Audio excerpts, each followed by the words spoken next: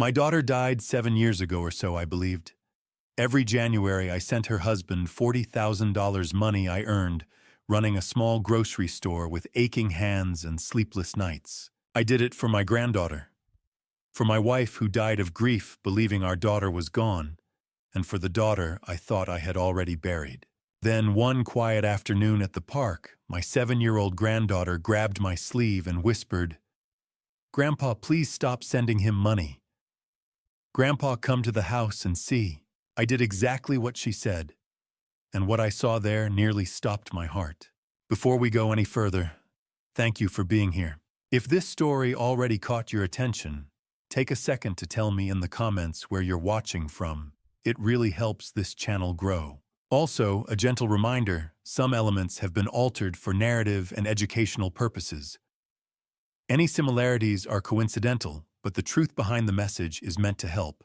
I'm Stephen Harper, 68 years old, and for the past 7 years, I've been doing my best to hold what's left of my family together. That means every other Saturday I take my granddaughter Ivy, she's 7, to Riverside Park for ice cream. Chocolate chip for me, strawberry swirl for her. It's our routine, has been since her mother died. Willa was my daughter, my only child. 7 years ago, she died in a car accident on Route 9. Vehicle went off the road, caught fire. They said the body was too badly burned for an open casket.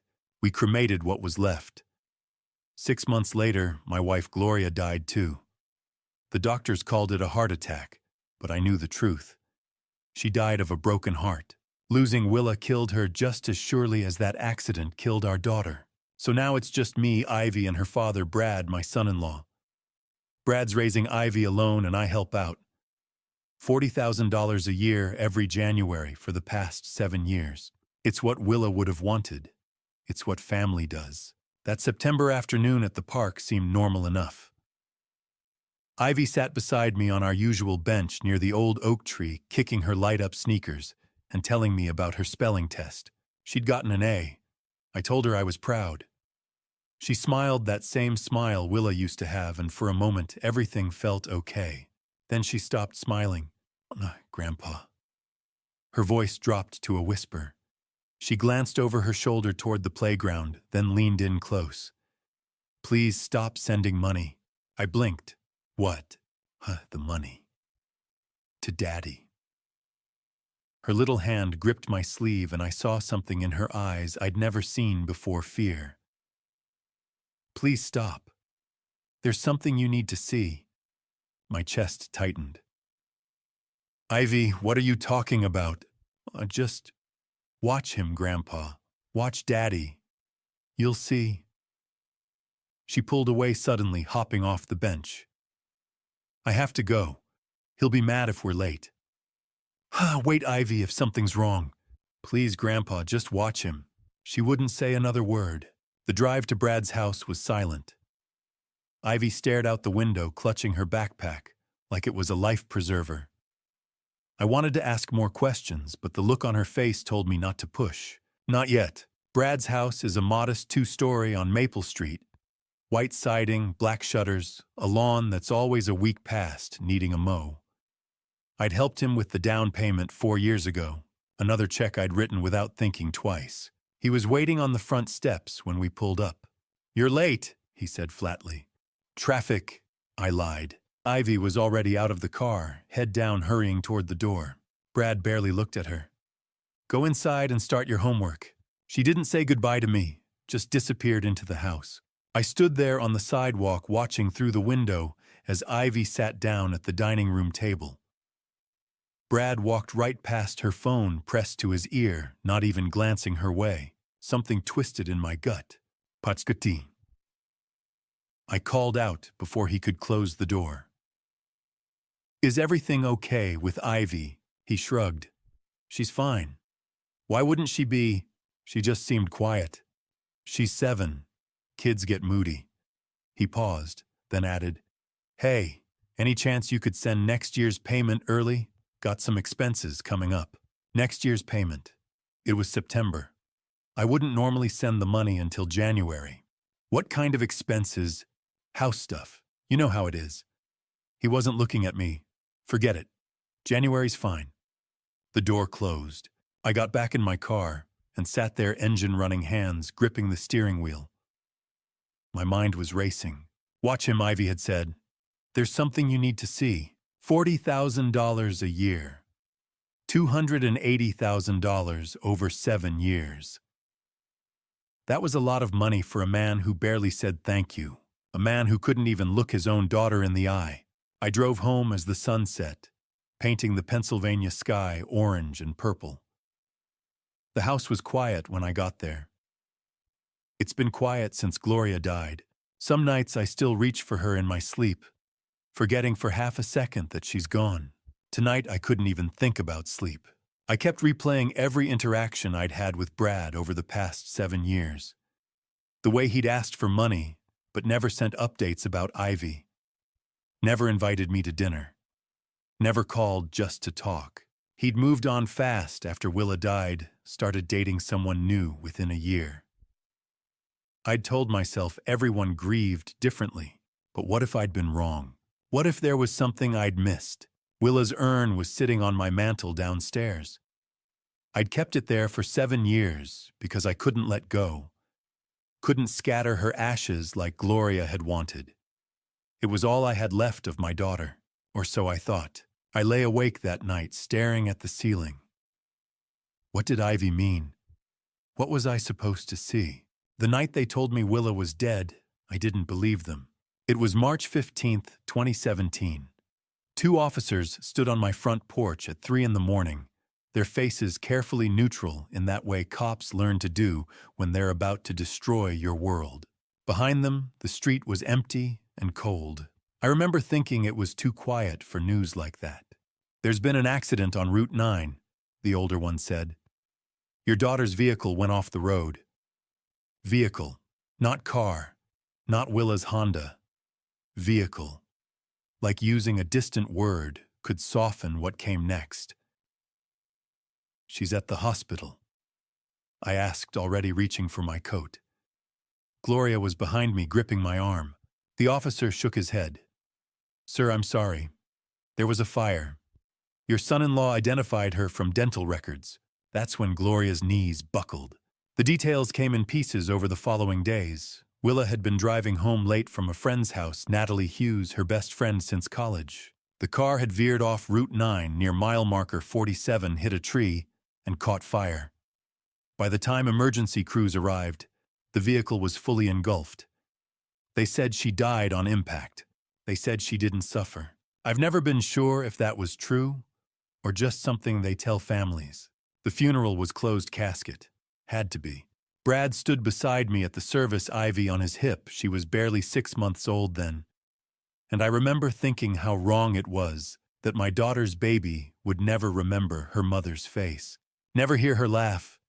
Never know how Willa used to sing off-key in the shower or how she cried during sappy commercials. They gave us an urn, simple brass about the size of a shoebox. It sat on our mantel for a week before Gloria could even look at it. We should scatter her ashes at the lake, she said one morning, voice hollow. Remember how much she loved it there. We'd spent every summer at Lake Rayburn when Willa was growing up. She'd learned to swim there, caught her first fish, kissed her first boyfriend under the dock. Gloria was right, it was the perfect place. But then Gloria died. 6 months after we buried our daughter, my wife's heart gave out. Just stopped. The doctors called it cardiac arrest, but I knew better. You can die of a broken heart. I watched it happen. She got thinner, quieter, more distant every day, until one morning I woke up and she was gone. Found her in the kitchen, collapsed by the coffee maker, the same one Willa had bought us for Christmas 3 years earlier. After that, I couldn't bring myself to scatter the ashes. Couldn't let go of that urn.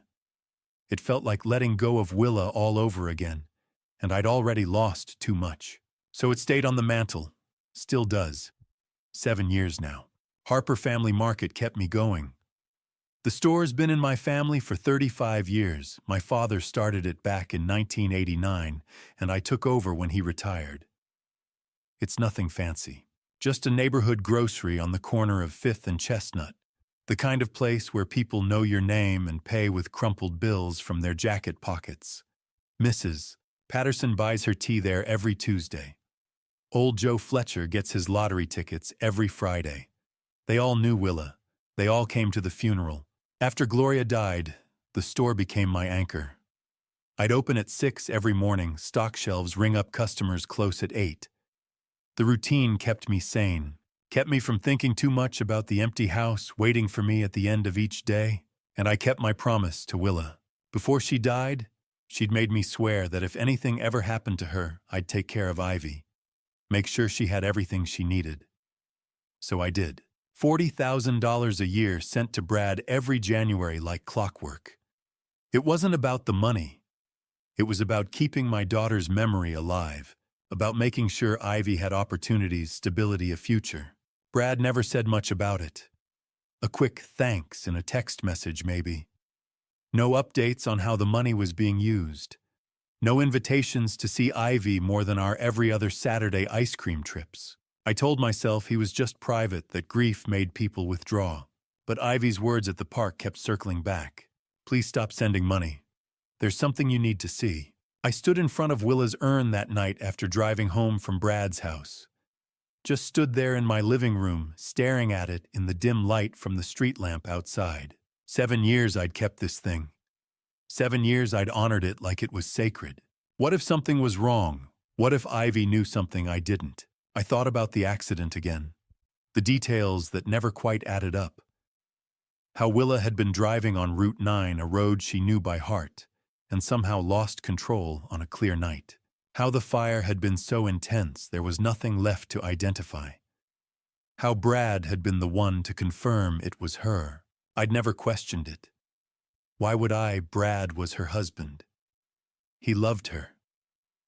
And I was drowning in my own grief, trying to keep Gloria alive, trying to keep myself from falling apart. But now standing there in the quiet house with Ivy's frightened voice echoing in my head, I started to wonder, what had I missed? What was I still missing? For 7 years, I'd kept my promise. I'd sent the money. I'd trusted Brad. I'd believed the story they told me about the accident and the fire and the urn full of ashes. But now Ivy's words made me wonder, what was I really paying for? I saw the woman who would change everything on a Tuesday morning. The days after Ivy's warning at the park had been restless. I went through the motions, opening the store at 6 stocking shelves, helping customers, but my thoughts kept circling back to her words. Watch him. There's something you need to see. I tried. I drove past Brad's house twice, parked down the street like a nervous fool, and watched. Nothing seemed out of place. Just a man leaving for work, coming home, living his life. Maybe I was imagining things. Maybe Ivy had been confused the way children sometimes are. That's what I told myself anyway. Tuesday mornings at Harper Family Market are predictable. Mrs. Patterson comes in around 7 for her tea. Old Joe Fletcher arrives at 8 for lottery tickets and gum. By 9, there's a brief rush of people grabbing coffee before work. I know their routines. They know mine. It's comfortable. The woman walked in at 9:15. I noticed her immediately because she wasn't a regular. Strangers happen, but something about her made me look twice. Mid-30s dark hair pulled into a ponytail, jeans, and an expensive-looking leather jacket. She moved with confidence, like she knew exactly where she was going. She went straight to the coffee aisle. I stood behind the register, sorting receipts, my hands stiff with arthritis. My knuckles ached, and I'd already dropped a roll of quarters that morning. Age had a way of slowing everything down. The woman placed a bag of ground coffee and a small jar of cinnamon on the counter. That all for you? I asked. Yes. Her voice was clipped. Not rude, just distant. She handed me a 20 without looking up. 8.47's your change. She took it and turned to leave. That should have been the end of it. But as she passed me, something tugged at my memory. The way she moved. The shape of her face. Something familiar I couldn't place. Ma'am, I called. She stopped and glanced back. Yes. Have we met before? Her expression didn't change. I don't think so. You just remind me of someone. I hear that a lot. She pushed through the door and left. I stood there staring after her, trying to remember who she reminded me of. The harder I tried, the further it slipped away. 20 minutes later, I stepped outside to bring in the sandwich board sign. That's when I saw her again. She stood across the street beside a silver sedan. And she wasn't alone. Brad was with her. They were talking. Brad leaned against the car, relaxed in a way I hadn't seen in years. She said something, and he laughed. Then she touched his arm briefly and got into the driver's seat. Brad walked around and climbed into the passenger side. I stood frozen sandwich board forgotten in my hands, watching the car pull away down 5th Street. Questions raced through my mind. Who was she? Why was Brad meeting her here? Why hadn't he mentioned her? I thought about how she avoided my eyes, how quickly she left. Coffee and cinnamon? Just those 2 items. Nothing else. Coffee and cinnamon. The combination unsettled me, though I couldn't explain why. I brought the sign inside, locked the door, and stood alone in the quiet store. The lights hummed. Cars passed outside. Everything looked normal, but nothing felt right. Ivy's voice echoed again. Watch him. I had watched, and now I had seen something. But I didn't understand it yet. Brad had never mentioned a woman. After Willa died, he'd said he dated a little nothing serious. He never introduced anyone to Ivy or me. So who was this woman? And why now? I pulled out my phone and stared at it. Roger Stevens had been my friend for 40 years. We met when his kids went to school with Willa. He'd been a detective for 30 years before retiring. He knew how to read situations, how to find answers when things didn't add up. I hadn't wanted to bother him. Hadn't wanted to admit I might be chasing shadows because of something a child said. But now there was a woman. A woman I couldn't place. A woman meeting Brad outside my store. A woman who bought coffee and cinnamon and left like she didn't want to be remembered. I opened Roger's contact and typed a message. Need to talk. Can you come by the store? His reply came quickly. Be there in 20. I set the phone down and looked around the store. The shelves I'd stocked for decades. The register that had served generations. The coffee aisle where the woman had stood minutes earlier. Everything looked the same. But deep in my gut, where instinct lives, I knew something was very wrong. Who was she? And why was she with Brad? When you need to find the truth, you call someone who knows how to look for lies. Roger Stevens had been my friend for 40 years, and in that time I'd learned that he had a particular way of listening. Not the polite nodding most people do while waiting for their turn to talk, but real listening, the kind where he'd tilt his head slightly, eyes focused, picking apart every word like he was solving a puzzle. He walked into Harper Family Market 23 minutes after I'd sent the text. Gray hair, cut military short jeans, and a flannel shirt, reading glasses hanging from a cord around his neck. 67 years old, and still moved like a man who'd spent 3 decades chasing criminals through back alleys. You look like hell, he said by way of greeting. Thanks, Roger. He glanced around the empty store. You closed. Should've flipped the sign. Figured we needed privacy. So it must be serious. He pulled up a stool behind the counter and settled in. What's going on? I didn't know where to start, so I started with Ivy. Told him about the ice cream at the park. The whisper, the fear in her eyes when she'd said, watch him. Roger didn't interrupt, just pulled a small notebook from his pocket. He always carried one even in retirement, and jotted down notes. Then I told him about this morning. The woman with the dark hair and leather jacket. Coffee and cinnamon. The way she'd avoided my eyes.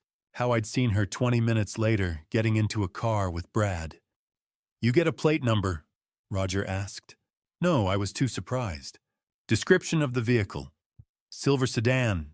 Maybe a Honda or Toyota. I wasn't paying attention to the car. He made another note. What about the woman, height, weight, distinguishing features? I thought back, trying to remember details. 5'6", maybe 5'7". Thin, dark hair in a ponytail. Mid-30s. Expensive-looking leather jacket, brown with zippers. You said she reminded you of someone.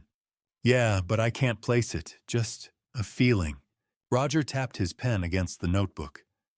And Brad's never mentioned a woman. Never. But you've been giving him $40,000 a year for 7 years. For Ivy, I said quickly. The money's for Ivy. Right. Roger's tone was neutral, but I knew what he was thinking. Stephen, when's the last time Brad gave you an update on how that money's being used? I opened my mouth to answer and realized I couldn't. Not a real answer anyway. Brad had never sent receipts, never explained expenses, just accepted the check every January with a quick thanks and moved on. He's raising a daughter alone. I said, defensive now. I'm sure it's going to good use. I'm sure. Roger set his pen down and looked at me. But Ivy told you to stop sending money and to watch Brad. That's not normal, Stephen. 7-year-olds don't say things like that unless something's wrong. I know. So what do you want me to do? That was the question, wasn't it? I'd called Roger because some part of me knew I needed help. But saying it out loud felt like crossing a line I couldn't uncross. I need to know what's going on, I said finally. I need to know if Ivy's safe. If Brad's, I don't know, doing something he shouldn't be. Roger leaned back on the stool, arms crossed. You want surveillance? Is that legal? On a public street, watching someone's comings and goings from outside their property. He shrugged. Not illegal. Not particularly ethical if you're doing it to a family member, but not illegal. The word family hit harder than it should have. Brad wasn't blood, but he was Willa's husband, Ivy's father. For 7 years, I'd sent him money because that's what family did. Now I was talking about spying on him like he was a suspect. I don't want to betray his trust, I said quietly. Then don't. Roger's voice was firm. Go home. Forget about the woman. Forget about Ivy's warning. Tell yourself everything's fine and keep writing those checks. I looked up sharply. You think I should ignore this? No. He met my eyes. I think you need to decide what matters more, Brad's trust or Ivy's safety. The words hung in the air between us. She's 7 years old, Roger continued. She came to you scared enough to whisper a warning in a park. She told you to stop sending money and to watch her father. Kids that age don't make things up, Stephen. They don't have the imagination for it. If Ivy's worried, there's a reason. I thought about Ivy's face at the park. The way she'd gripped my sleeve. The fear in her eyes. What do we do? I asked. Roger picked up his pen again. We start simple. I've still got some equipment from my detective days, cameras, recording devices, all legal for private investigation purposes. We set up outside Brad's house. Watch who comes and goes. See if the mystery woman shows up again. Track his routine. Look for patterns. For how long? As long as it takes. He flipped to a fresh page in his notebook. Could be a few days. Could be a couple weeks. Depends on what we find. And if we find nothing, then you'll know Ivy was confused, and you can sleep better at night. Roger looked at me over his reading glasses. But I've been doing this a long time, Stephen. And my gut says we're going to find something. Mine did too. That was the problem. When do we start? I asked. Tomorrow morning. I'll bring the equipment. We'll park down the street from Brad's place, see what happens. He stood tucking the notebook back into his pocket. Get some rest tonight. Once we start this, you need to be ready for whatever we find. I nodded, but I knew I wouldn't rest. Hadn't really rested since Ivy's whisper at the park. Roger headed for the door, then paused with his hand on the frame. Stephen, you're doing the right thing. Protecting a kid always is. Even if it means going behind Brad's back, especially then. He pushed the door open and the little bell above it chimed. See you tomorrow, 6 a.m. The door closed behind him, and I was alone in the store again. I stood there for a long moment, looking at the coffee aisle where the woman had stood that morning, at the register where she'd paid in cash, at the front window where I'd watched her drive away with Brad. Tomorrow we'd start watching, start looking for answers, and I'd cross a line I'd never imagined crossing. As I drove home, I felt like I was crossing a line, but I had to know. For Ivy, money tells a story. I just had to read it. Before we started watching Brad, I needed to look at my own records. That evening, I spread 7 years of bank statements across my kitchen table. The house was quiet, except for the hum of the refrigerator and the occasional creak of old wood settling. I'd made coffee strong black, the way Gloria used to make it when we'd sit up late doing taxes or planning Willa's college fund. The mug sat untouched beside me as I worked, steam rising into the dim light above the table. January 2018. $40,000 wired to Bradley Wallace. The memo line read, "Family support." January 2019. Same amount. Same memo. I went through every year.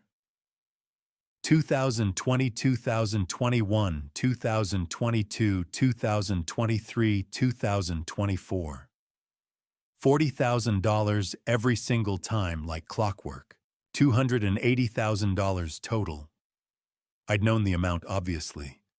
I wrote the checks, authorized the transfers, but seeing it laid out like this 7 years in a row, 7 identical transactions, made it real in a way it hadn't been before. That was a fortune. A small fortune maybe, but more money than most people saw in a lifetime. And what did I have to show for it? I pulled out a shoebox I kept in the hall closet. The one with receipts and correspondence, anything related to Brad and Ivy. I sorted through 7 years of paperwork, looking for proof that the money had been used properly, proof that Brad was grateful, proof of anything, really. What I found was nothing. No thank you notes. No updates on Ivy's education or activities. No pictures of school events or birthday parties. Not a single piece of paper showing how the money had been spent or why it was needed. The only communications I had were text messages, and they were brief. Almost cold. In January 2019, he'd written, "Got the transfer, thanks." The next year, just received, appreciate it. By 2021, it was down to transfer came through. Not even a full sentence most years, just acknowledgement that he'd taken the money and moved on. I pulled up my phone and scrolled back through our text history. Hundreds of messages over 7 years, and almost all of them were initiated by me. I'd ask how Ivy was doing in school. Could I take her to the park this weekend? Did she need winter clothes? I could pick some up. Brad's responses were always short. "She's fine." "Sure." "We're good." Never details. Never stories about what Ivy was learning or who her friends were. Never invitations to come over for dinner or join them for anything. Just the bare minimum required to keep me from asking more questions. And then there were the early requests. I flipped through my calendar checking dates. Every year, like clockwork. Brad would text me in November or December asking if I could send the payment early. In November 2019, he'd written about expenses coming up before Christmas. December 2020, house repairs. November 2021, Ivy's school stuff. I'd always said yes, always sent it early, because family helped family, and I'd promised Willa I'd take care of her daughter. But now, looking at the pattern, something felt wrong. What kind of expenses came up every single year at the exact same time? And why did a man receiving $40,000 annually need it early? What was he spending it on that couldn't wait a few weeks? I opened my laptop and pulled up Brad's social media, something I rarely did. His Facebook was sparse. A few photos of Ivy from years ago, some posts about sports teams, nothing personal. His privacy settings were tight, so I could barely see anything. But one thing I could see was that his relationship status had changed 2 years ago from widowed to in a relationship. Then 6 months later, it went back to blank. He'd never mentioned dating anyone. Never introduced anyone to Ivy or me. Who had it been? And what happened? I thought about the woman from this morning. The coffee and cinnamon. The way she'd touched Brad's arm before getting in the car. Was she the one? Or someone new? I pulled out a legal pad and started making notes. Not because I knew what I was looking for, but because Roger had taught me once that patterns emerged when you wrote things down. I wrote down everything I could think of. Brad asking for money early every November or December. Never providing updates or receipts. Minimal communication. No family involvement. The relationship status changed from 2 years ago. The mystery woman today. Then I wrote down my questions. Where was the $280,000 going? Who was the woman? Why did Ivy want me to stop sending money? What was Ivy afraid of? I set the pen down and looked at the pile of bank statements. 7 years of faith. 7 years of trust. 7 years of believing Brad was doing right by my granddaughter, because I couldn't imagine a father doing anything else. But what if I'd been wrong? I got up and walked to the living room, where Willa's urn still sat on the mantel. Beside it was a framed photo of Willa, Gloria, and me at Lake Rayburn the summer before the accident. Willa was laughing, head thrown back, Gloria's arm around her shoulders. Both of them looked so alive. "I'm trying, Willa," I said to the photo. "I'm trying to do right by Ivy. I just don't know if I've been doing it the right way." The house was silent. I picked up another photo from the bookshelf, this one of Ivy from last year.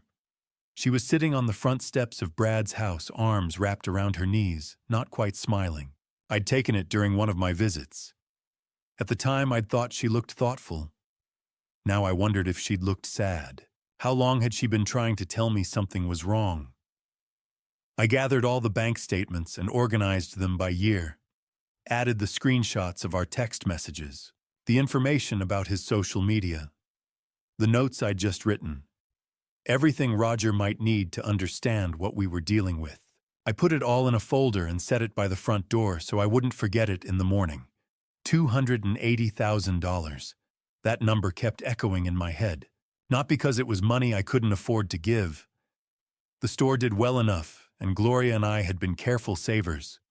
But because it represented 7 years of promises. 7 years of trying to honor Willa's memory by taking care of her family. What if her family didn't need taking care of? What if they'd been taking advantage? I poured the cold coffee down the sink, rinsed the mug, and stood at the kitchen window looking out at the dark street. Tomorrow at 6 in the morning, Roger and I would park outside Brad's house and start watching. Start looking for answers to questions I should have asked years ago. I should have felt guilty. Should have felt like I was betraying Brad's trust by spying on him. But all I felt was determined. Ivy had asked me to watch, had trusted me enough to whisper a warning, and I'd failed her for 7 years by not asking the hard questions, by accepting Brad's silence as normal. I wouldn't fail her anymore. Tomorrow Roger and I would start watching. Whatever we found, I was ready. Some truths are buried in plain sight. The urn sat on my mantel for 7 years. I never opened it. After organizing all the bank statements and preparing the folder for Roger, I should have gone to bed. It was past 11, and we were meeting at 6 in the morning. But I stood in the living room, staring at that brass urn the way I'd stared at it 1,000 times before, and something felt different. The woman at the store had bought coffee and cinnamon. 2 items, nothing else. I'd been trying all evening to figure out why that bothered me, and now standing here in the dim light with nothing but silence and the weight of 7 years pressing down, I finally understood. Coffee and cinnamon. My eyes moved from the urn to the framed photo beside it. Willa, Gloria, and me at Lake Rayburn, all of us smiling, all of us believing we had more time. I'm sorry, I whispered to Gloria's image. I should have looked sooner. I'd avoided the urn for 7 years. Told myself it was because I couldn't let go, because opening it meant accepting that Willa was really gone. But maybe the truth was simpler. Maybe some part of me had known even then that something was wrong. I lifted the urn from the mantel. It was heavier than I remembered, about the size of a shoebox, cold brass against my palms. The lid was sealed with a simple threaded cap, The kind you could unscrew with your hands. For a long moment, I just held it. Thought about Gloria standing in this exact spot 7 years ago, crying so hard she couldn't breathe. Thought about the funeral. The closed casket, Brad's face carefully neutral as he accepted condolences. Thought about Ivy, 6 months old and oblivious, sleeping through her mother's memorial service. I carried the urn to the kitchen table and set it down under the overhead light. My hands shook as I gripped the lid. "Forgive me, Willa," I said and twisted. The lid came off easily. Too easily. Like it had been opened before. Inside was a clear plastic bag tied at the top with a twist tie. Through the plastic, I could see dark powder, almost black in the harsh kitchen light. It looked like ash. Looked exactly like what you'd expect cremated remains to look like. I untied the bag and peered inside. The powder was coarse, not fine. Grainy. I reached in and let some run through my fingers. It felt wrong. Too rough. Too textured. Then I smelled it. Coffee. Not the faint, burnt smell of cremated remains. Not the sterile nothing of ash. But coffee. Rich, dark, unmistakable. My stomach turned. I brought the bag closer, inhaling deeper. Yes. Definitely coffee. And something else underneath it. Something sweet and spicy. Cinnamon. The kitchen tilted. I gripped the edge of the table to steady myself. No. No, this couldn't be right. This was Willa. This was my daughter. They'd told me it was her. Brad had identified her. The funeral home had handled everything. I dumped the contents of the bag onto the table. Brown powder spilled out in a heap. Coffee grounds, darker in some spots, lighter in others. I sifted through it with my fingers, searching for something, anything that looked like bone. Like the fragments they tell you remain after cremation. Nothing, just coffee. And mixed throughout flecks of reddish-brown that I recognized immediately from 35 years of running a grocery store. Cinnamon, ground cinnamon. I touched one of the flecks to my tongue. Sweet. Spicy. Definitely cinnamon. The powder wasn't ash. It was coffee grounds and baking spices, the kind you'd buy at any store. The kind a woman with dark hair and a leather jacket had bought from my store just this morning. For 7 years I'd kept this urn on my mantel. For 7 years I'd treated it like it was sacred. Gloria had stood here crying, had kissed the cold brass and whispered goodbye to our daughter. She'd died 6 months later with a broken heart, believing Willa's remains were resting above our fireplace. And it was coffee, kitchen scraps, a joke. The rage hit me so hard I couldn't breathe. I swept my arm across the table, sending the urn clattering to the floor. It rang like a bell as it bounced hollow and mocking. "Damn you!" I shouted at no one. At Brad. At whoever had done this. "Damn you!" I braced my hands on the table shoulders, heaving, staring down at the pile of coffee and cinnamon scattered across the wood. 7 years. 7 years of grief. 7 years of Gloria destroying herself with sorrow. 7 years of me honoring an empty promise, paying money to a man who'd helped fake my daughter's death. Because that's what this was. Had to be. If the urn was fake, then the funeral was fake. If the funeral was fake, then maybe the body was fake. And if the body was fake, my phone was in my hand before I'd consciously decided to pick it up. I pulled up Roger's contact and called. He answered on the second ring, voice groggy.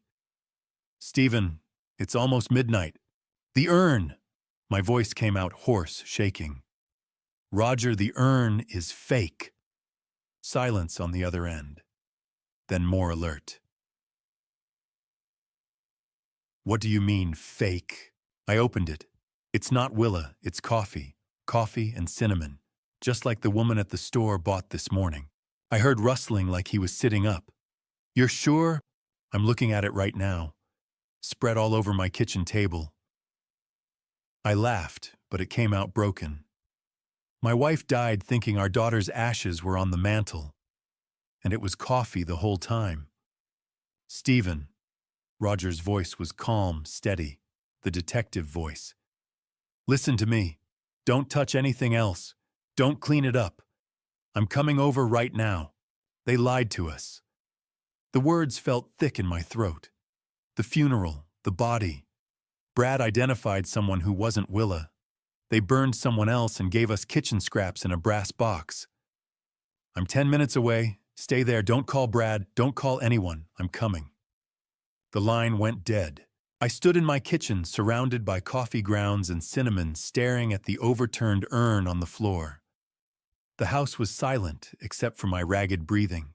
7 years ago, they'd told me my daughter was dead. They'd shown me a closed casket. They'd handed me this urn and told me it contained her remains. And I'd believed them. Gloria had believed them. We'd mourned. We'd broken. We'd died a little bit ourselves. And it was all a lie.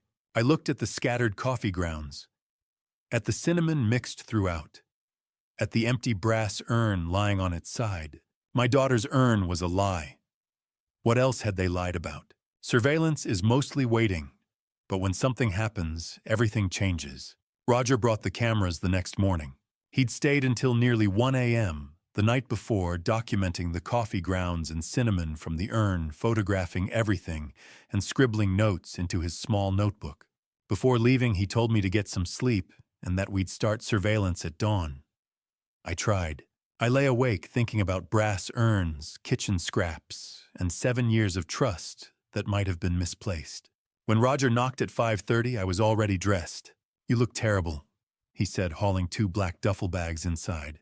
"Didn't sleep? Figured." He set the bags on my kitchen table and unzipped one. Inside were cameras, lenses, recorders, and equipment I didn't recognize. "We'll park down the street from Brad's house. Public road. Legal surveillance. 2 old guys sitting in a car. What are we watching for? Patterns.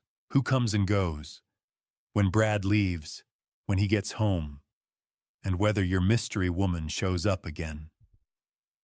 He lifted a camera with a long lens. "And maybe we learn where $280,000 went." We drove to Brad's neighborhood in Roger's gray sedan, a car so ordinary it blended into any street. He parked 3 houses down, far enough not to draw attention, close enough to see the driveway and front door clearly. Then we waited. Brad left at 7:45.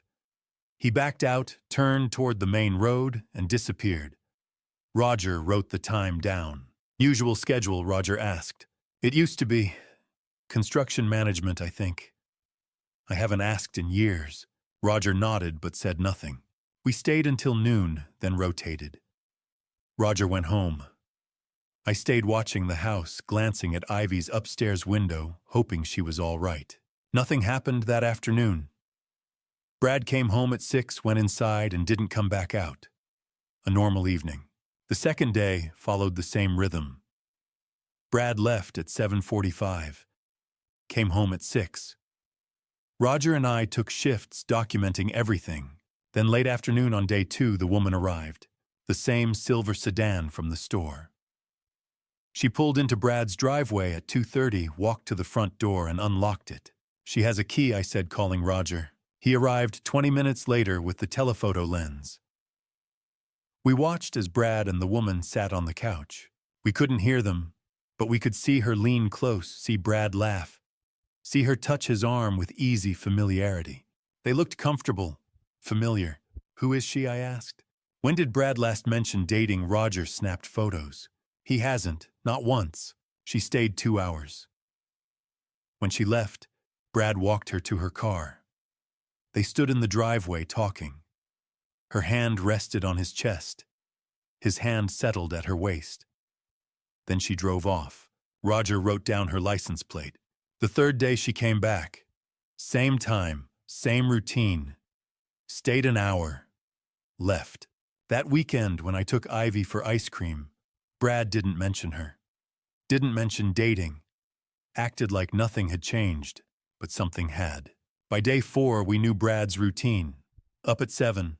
Gone by 7:45. Home by 6. The woman visited every other afternoon. Then, on the 4th morning, everything shifted. Brad left at 10 a.m. That's new, I said. Roger started the engine. Let's see where he goes. We followed him, keeping distance.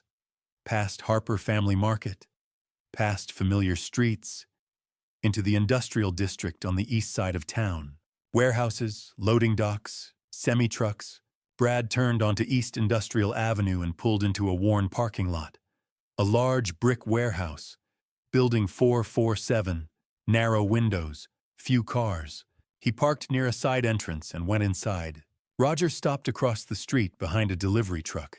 What is this place? I asked. Roger searched on his phone. Warehouse, owned by a holding company.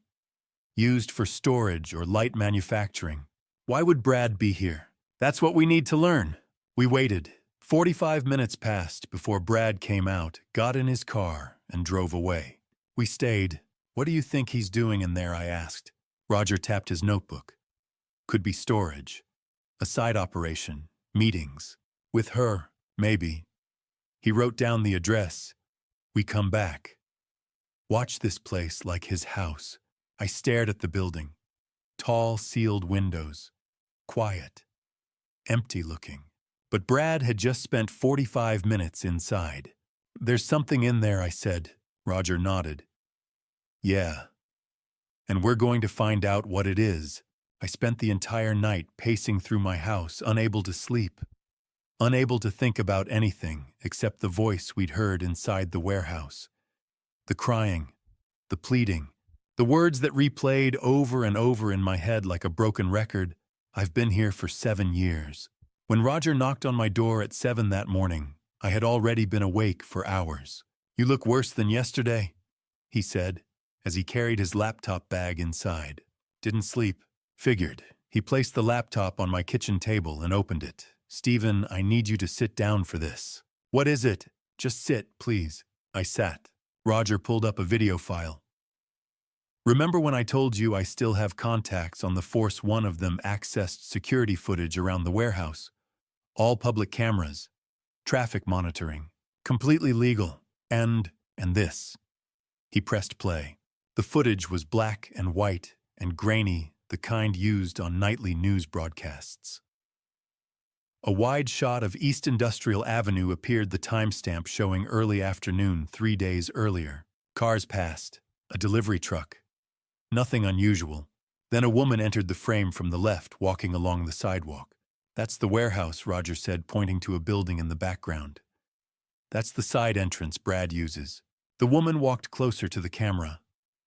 Her face was partially turned away, but as she moved, the angle shifted. Roger paused the video. Look at her face, Stephen. I leaned closer. The image wasn't sharp, but it didn't need to be.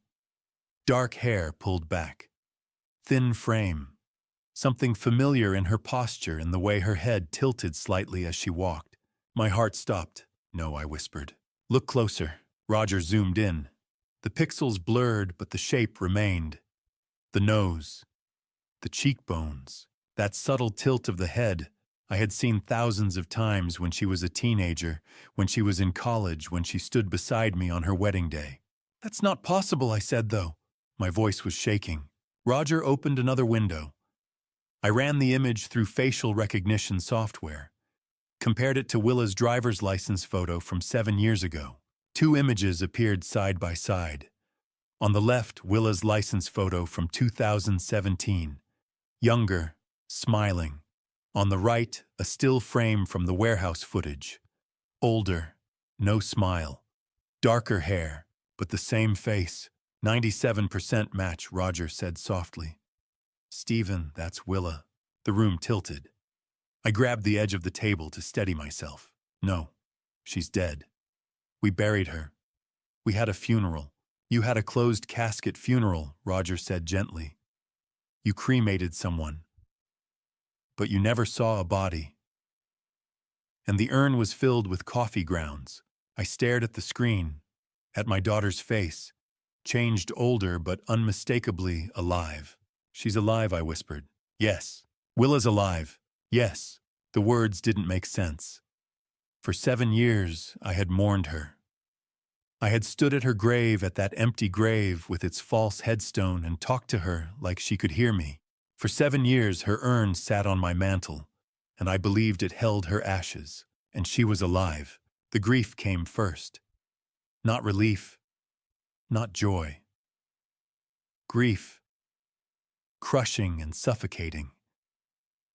Grief for 7 years stolen from us. 7 years Gloria and I could have spent with our daughter. 7 years Ivy could have known her mother. Then the rage followed. Gloria died believing Willa was dead, I said, my voice breaking. She died of a broken heart, and our daughter was alive the entire time. Roger stayed silent. I paid Brad $280,000, I continued. $280,000 to care for Ivy because her mother was supposedly dead.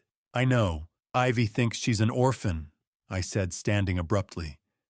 She doesn't even know her own mother is alive. How could Willa let us believe this? How could she let Gloria die thinking? Stephen, Roger said firmly. We don't know the full story.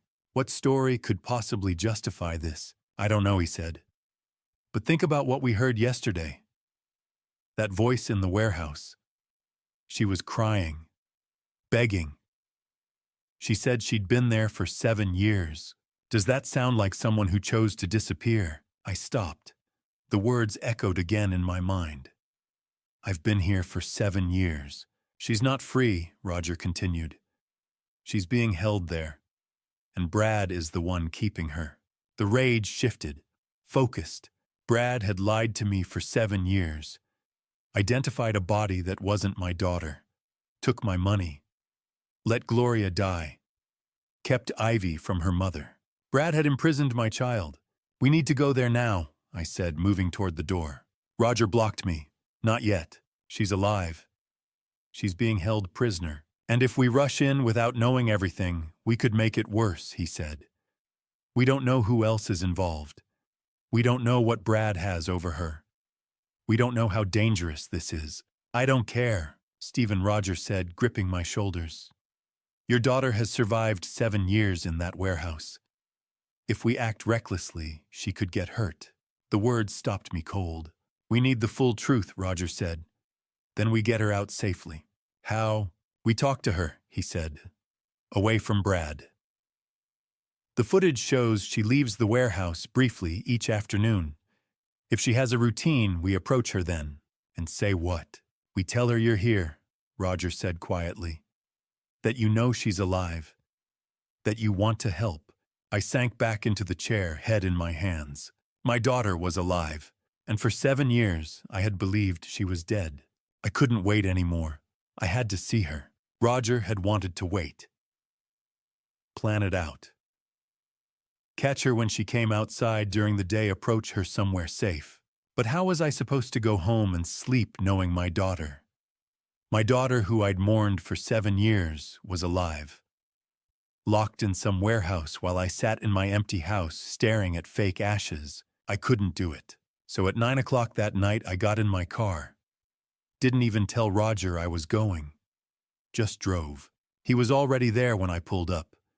Standing by his car across from building 447, arms crossed, waiting. He'd known. Of course he'd known. Couldn't sleep either, I said. I figured you'd do something stupid. He wasn't smiling. If we're doing this, we do it my way. We go in, we stay calm, we listen. Got it? Yeah. I mean it, Stephen. No matter what she says. No matter how angry you get. I nodded. Didn't trust myself to speak. The warehouse looked wrong at night. Like something out of a nightmare. One light in an upper window, everything else dark. We crossed the street. The side door Brad always used, Roger tried the handle. Unlocked. He looked at me. Private investigation. Reasonable cause. Someone's in danger. I know. Just making sure we're clear. He pushed the door open. Inside was bigger than I expected. Colder. The kind of cold that seeps into your bones. High ceilings, shadows everywhere, shelves stacked with God knows what. But in the back corner, past all the industrial debris, someone had tried to make a home. A twin bed, blankets that had seen better days, A card table with a hot plate instant coffee plastic spoons, clothes on wire hangers strung between two posts, one folding chair, one battery lamp throwing weak yellow light across concrete floors, and photos, taped to the wall above the bed. Ivy, all of them. Every school picture I'd sent Brad over the years. Every birthday photo. That one from the park last summer where she'd lost her front tooth. They were here. On this wall. In this warehouse. He'd been showing them to Willa. She was sitting on the bed, staring at those photos like they were the only thing keeping her alive. When the door creaked, she looked up. 7 years. 7 years since I'd seen that face. She looked so different. Thinner. Way too thin. Hair darker, longer, pulled back in a messy ponytail. Dark circles under her eyes like she hadn't slept in weeks. Maybe months. And something else. Something in the way she held herself. Like she was always ready to run. Dad. Just that one word. Barely a whisper. And I lost it. How could you? It came out louder than I meant. Harsher. She flinched back against the wall. How could you do this to us? I can explain. Explain. I took a step toward her. She pressed harder against the wall. Your mother died, Willa. Your mother. She died thinking you were gone. Dad, please. She cried every single day. Every single day for 6 months. Do you understand that 6 months of watching her waste away and I couldn't? My voice cracked. Stacey, I couldn't help her because our daughter was dead. Except you weren't dead. You were here. You were here the whole time. The words were coming out wrong, too angry, too loud, but I couldn't stop them. Gloria died believing you burned to death in that car. She died of a broken heart. And you just let her. You let her die thinking, but I didn't want that. Willa was crying now. Full-on crying, sliding down the wall until she hit the floor. I never wanted any of this. Then why, I was almost shouting. Why did you do it? Why did you let us have a funeral for a stranger? Why did you let me pay Brad $280,000 to raise your daughter while you hid in a warehouse? She was sobbing so hard she couldn't speak. Just sitting there on the concrete floor, arms wrapped around her knees, shaking. Roger stepped between us. Physically stepped between us. Stephen, stop. She needs to explain, and she will. But you need to calm down. Calm down. My daughter's been lying to me for 7 years. Stephen. Roger's voice cut through everything. Look at her. I stopped. Looked. Really looked this time. She wasn't just thin. She was gaunt. Cheekbones too sharp. Wrists too small. Her clothes a faded t-shirt and jeans that didn't fit hung off her like she'd been wearing them for years. Her hair was dull, lifeless, and those scars on her arms. Small white lines. Some old, some newer. This wasn't someone who'd run away to start a new life in paradise. This was someone barely surviving. Willa, Roger said quietly. He crouched down, not getting too close. We're not here to hurt you. We're here because we want to help. Can you look at me? She raised her head, eyes red and swollen and terrified. We need to understand what happened. Roger continued. Can you tell us that? She looked at him, then at me, then at the photos of Ivy on the wall. If I tell you. Her voice was so small. If I tell you, you'll hate me. I don't hate you, I said, and weirdly I meant it. I was furious, devastated, confused as hell. But looking at her sitting there on that floor in that warehouse surrounded by photos of the daughter she'd never met, I couldn't hate her. I just need to know why. She wiped her eyes with her sleeve. It's not a simple story. We have time. Do you? She laughed, but it came out broken. Do you really want to hear this? Yes. She stared at the concrete floor for a long time. So long I thought she'd changed her mind. Then she spoke. Does Ivy know about me being alive? No, she thinks you're dead. Everyone does. Another sob. Quick, choked off. Maybe that's better. Willa, you don't understand, Dad. She looked up at me. Those eyes, Jesus, those eyes looked dead. You don't understand what I did, what I am. So help me understand. Silence. Just the sound of her breathing. Ragged. Uneven. Finally, 7 years ago, something happened. Something I can't take back. And the only way to survive was to disappear. To let everyone think I was dead. What happened? Roger asked. She closed her eyes. If I tell you, you have to promise me something. What? That you won't tell Ivy. Ever. She can't know about this. About me. About any of it. Willa, promise me. Her voice cracked. Please. She deserves better than me. I looked at Roger. He gave a small shake of his head.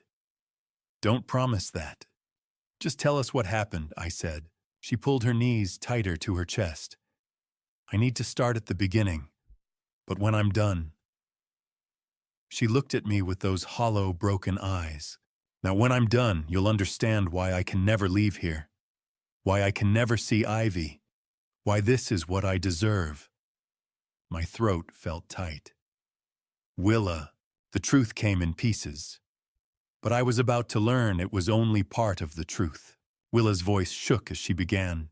It was 7 years ago. March. Natalie came over to my apartment. We lived about 20 minutes apart back then. She'd borrowed money from me. A lot of money. $5,000. She paused, looked at her hands. I needed it back. Brad and I were trying to buy a house, and I'd told Natalie that. Told her I needed the money by the end of the month. But she kept making excuses. Said she'd pay me back next week, next month, when her tax return came. It had been almost a year. Her voice got quieter. So that night I told her I needed it. Like really needed it. And she got defensive. Started saying I was being selfish, that I didn't understand how hard things were for her. What happened? Roger asked gently. Willa closed her eyes. We argued. It got loud. Brad wasn't home. He'd taken Ivy to his mom's for the weekend. It was just us. And Natalie, she said something about how I always thought I was better than her. Always had everything figured out. And she stopped, swallowed hard. When I told her she was irresponsible, that maybe if she stopped spending money on stupid things, she could pay me back. And she got in my face. Like really in my face, yelling. And I pushed her. The warehouse was completely silent. I just pushed her. Not hard. Just to get her away from me. But she stumbled backward and Willa's voice cracked. She hit the coffee table, the corner of it, right here. She touched the side of her head just above her temple.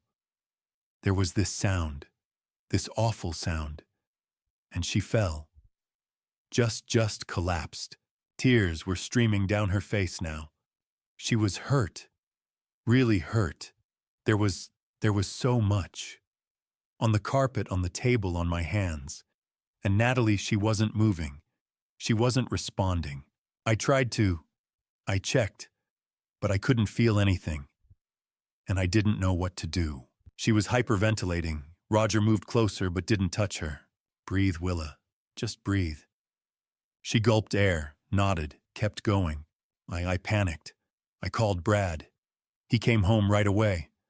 And when he walked in and saw Natalie on the floor, he just stared for a minute.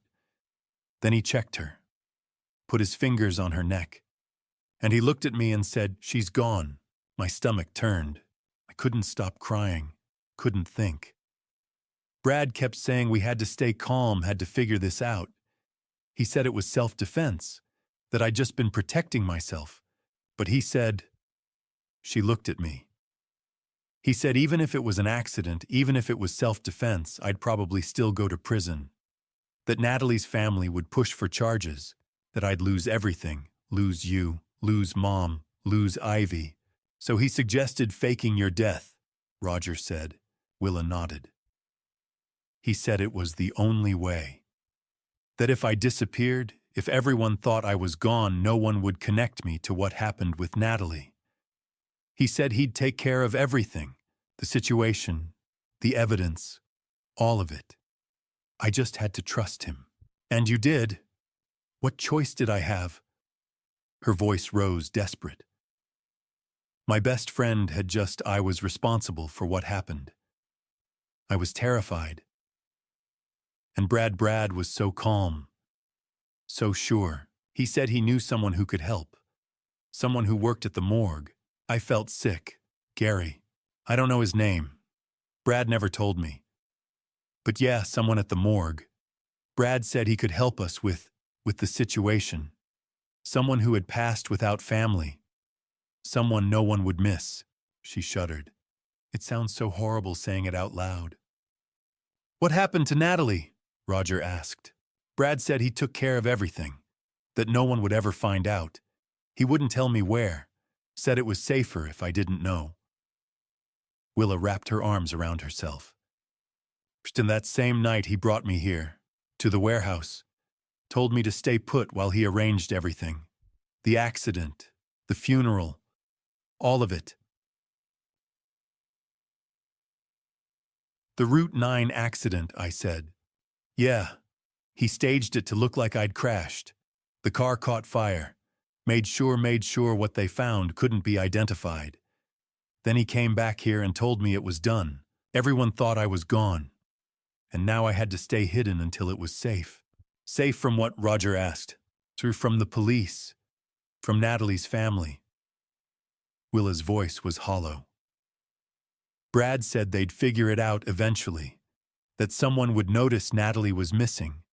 That they'd start asking questions. He said if I stayed hidden, if I just waited it out, eventually people would forget. Move on. For 7 years, she laughed bitterly. It was supposed to be temporary. A few months, maybe a year. But every time I asked when I could leave, Brad said it wasn't safe yet. That the police were still looking. That Natalie's family hired a private investigator. That people were asking questions about me. She looked at the photos of Ivy on the wall. He said it was better this way. That Ivy was safer not knowing me. That if I came back, if anyone found out what happened, Ivy would suffer for it. So I stayed. For her. To protect her. My chest felt tight. Willa, did you know I was sending Brad money? What money? True, $40,000 a year. For 7 years. To take care of Ivy. Her face went pale. I didn't know that. Brad never told me. He never mentioned it. No, he brought me food, supplies, sometimes clothes. He said he was taking care of Ivy, that she was fine. That was it. Roger and I exchanged a look. And Willa, Roger said carefully. When Natalie fell when you checked on her, are you absolutely certain she didn't make it? Willa stared at him. She was so hurt. She wasn't moving. But did you check thoroughly? Did Brad check? He put his fingers on her neck. He said she was gone. But you didn't see him do it. You were crying, panicking. You might not have seen exactly what he did. What are you saying? Roger leaned forward. I'm saying Brad told you Natalie didn't make it. But you never actually confirmed it yourself. You were in shock. You trusted him. She was... Willa stopped. I saw her fall. I saw how badly she was hurt. Well, head injuries can look worse than they are, Roger said. Even minor ones can cause a lot of... He paused. A lot of visible damage. It doesn't necessarily mean the worst. No. Willa shook her head. No, she's gone. I'm responsible. That's why I'm here. Roger looked at me, then back at Willa. Willa, have you seen Natalie since that night? What number? Of course not. Have you seen anything that proves what Brad told you was true? Brad said, Brad said a lot of things. Roger's voice was firm.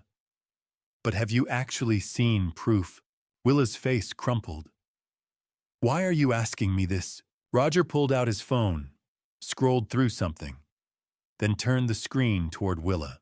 Because I ran Natalie Hughes's name through the system yesterday, and according to public records, she's very much alive. Willa stared at the phone, at whatever Roger was showing her, and the color drained from her face. That's not possible. This photo was taken 6 weeks ago, at a coffee shop in town. That's Natalie Hughes, alive and well. Willa looked at Roger, then at me. Her mouth opened, but no sound came out. No, she finally whispered. She's gone. I saw her. I'm responsible for what happened. Roger's eyes met mine. No, Willa, I don't think you are. The truth wasn't just different from what I thought. It was the opposite. Roger pulled out his phone and showed Willa a photo. This, he said quietly, was taken 3 days ago. Willa stared at the screen. Her face went white. Actually white, like all the blood had drained out of it in an instant. That's not possible. That's Natalie Hughes, Roger said. At Corner Brew, the coffee shop on Main Street. 3 days ago. Very much alive. Willa's hands were shaking. No, I saw her. She fell. She was hurt. Brad said. Brad lied. The words hung there. I looked at the photo. A woman, dark hair, mid-30s, sitting at a table with a coffee cup smiling at something off camera. She looked healthy, happy, alive. I don't understand, Willa whispered. Roger sat down on the folding chair, phone still in hand. Willa, I need you to think very carefully about that night. The fight with Natalie, when she fell. What exactly did you see? I pushed her. She stumbled, hit the table.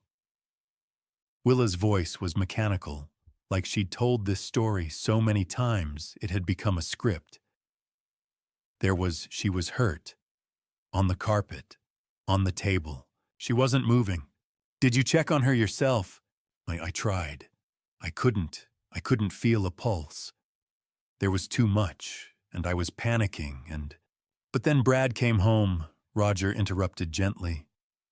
And he took over. Right, Willa nodded slowly. And he checked. And he told you she didn't make it. And you believed him. Why wouldn't I believe him? He's my husband. He was trying to help me. Roger leaned forward. Willa, I don't think Natalie was ever hurt. I think the whole thing was staged.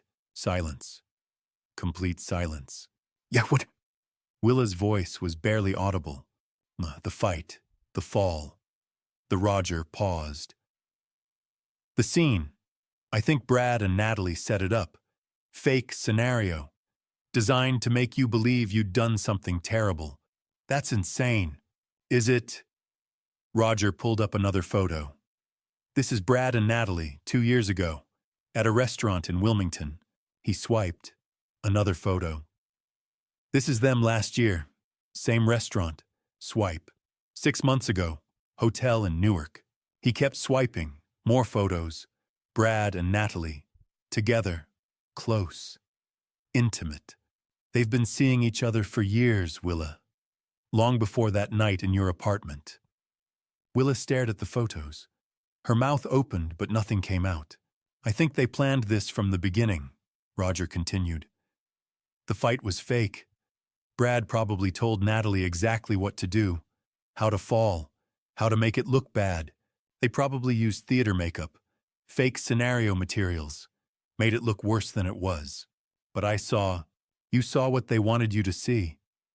And then Brad came in and confirmed it. Told you Natalie was gone. That you were responsible. That you had to hide.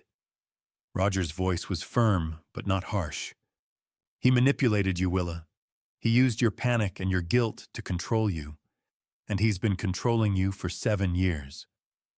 The warehouse felt impossibly cold. Why? Willa asked. Why would they do that? Roger looked at me, then back at Willa. Salmonai, I said. My voice sounded strange, hollow. My money, Willa's eyes widened. For 7 years, I've been sending Brad $40,000 a year, $280,000 total, to take care of Ivy. I felt sick saying it out loud. He convinced me it was for Ivy, but it was for him and Natalie. I didn't know, Willa whispered. I swear I didn't know. I know you didn't. Roger pulled up his phone again. I've been digging into Brad's finances. He's got an offshore account, started 7 years ago right after your accident. The money's been flowing in regularly, $40,000 a year like clockwork, plus other amounts, smaller transfers. From where? I'm still working on that. But I found something else. He showed us a bank statement. 3 weeks ago, Brad transferred most of the account balance, just over $60,000, to a different account. In the Cayman Islands, my stomach dropped. He's planning to run, Roger said. Him and Natalie take the money and disappear. Willa looked like she might be sick. So none of it was real. The fight, the accident, the hiding. None of it. Oh, the hiding was real, Roger said quietly. But it wasn't to protect you from the police. It was to keep you locked up, out of the way. So Brad could collect your father's money and live his life with Natalie without you interfering. 7 years. 7 years my daughter had been trapped in this warehouse, believing she was a criminal while her husband and her best friend lived free. Took my money. Took everything. He used me, Willa said. Her voice was shaking. He used me and Mom. Mom passed thinking I was gone. Because of them. Because of their lies. Yes. And Ivy. Ivy doesn't know me because they... She couldn't finish. I moved closer. Crouched down beside her. Put my hand on her shoulder. She flinched. Then looked at me. Really looked at me. Dad, I'm so sorry. I should have known. I should have checked. I should have... Wow, you were manipulated, I said. My throat felt tight. This isn't your fault, Willa. None of this is your fault. You were a victim. You still are. But Mom... Well, Mom would want you to live. The words came out fiercer than I intended. She would want you to be free, and she would want us to make this right. Willa's face crumpled. She started crying, not the panicked sobbing from before, but something deeper. Grief. Relief. 7 years of pain pouring out. I pulled her into a hug.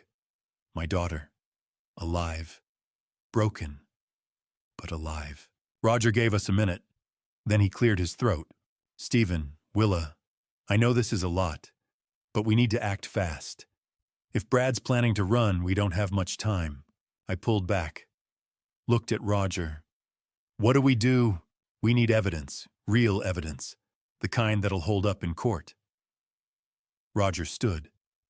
Financial records help, but we need more. We need Brad and Natalie to confess. On record. How do we do that? Roger looked at both of us. We set a trap. We make them think they've won, that they're safe, and then we get them to admit everything. Willa wiped her eyes. How? You... Roger said, looking at her. You're the key. Brad thinks you're completely under his control. Thinks you believe everything he's told you. We use that. You want me to talk to him? But I want you to wear a wire. Confront him. Get him talking. And once he thinks you're still too scared to do anything about it, he'll tell you the truth. Willa looked terrified. But then something changed in her face. A hardness I hadn't seen before. He kept me here for 7 years. she said quietly. He let me believe I'd hurt someone. He let Mom. She stopped, swallowed. He let your mom pass thinking I was gone. He used Ivy. He used you. She looked at Roger. What do I need to do? Roger looked at both of us. If we're going to take them down, we need them to confess. And I have an idea. Every good trap needs bait. We had the perfect bait, the truth. We met at Roger's house the next morning to plan. I hadn't slept. Again.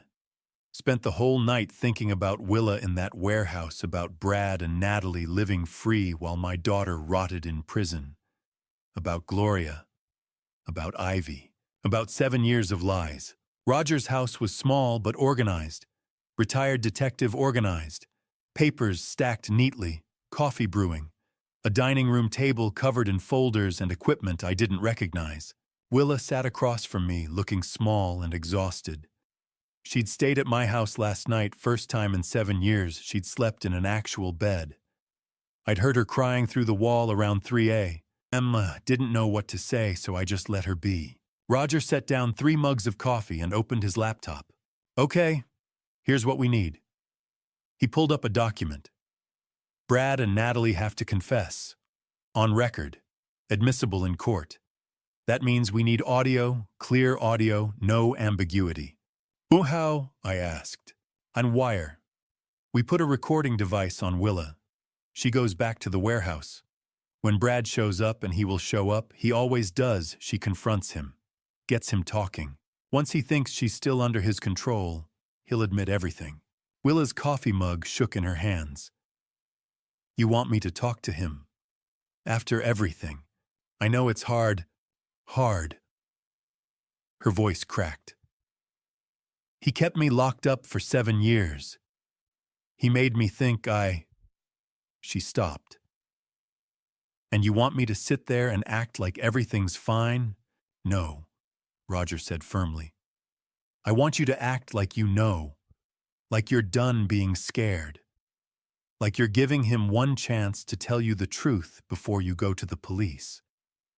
Will that work? Brad's arrogant. He thinks you're broken. Thinks you'll never stand up to him. Roger leaned forward. When you confront him, when you show strength instead of fear, he'll panic. And when people panic, they talk. They justify. They explain. They confess. Willa looked at me. Dad, I wanted to say no. Wanted to tell Roger we'd find another way. But I knew there wasn't another way. You've survived 7 years of his lies, I said quietly. You can do this. She was silent for a long moment, then nodded. Roger pulled out his phone. I've already talked to Detective Kevin Walsh. He's with the County Police Fraud Division. I worked with him for 15 years before I retired. He's solid, and he's ready to move on this. The move how, I asked. Walsh gets us the wire.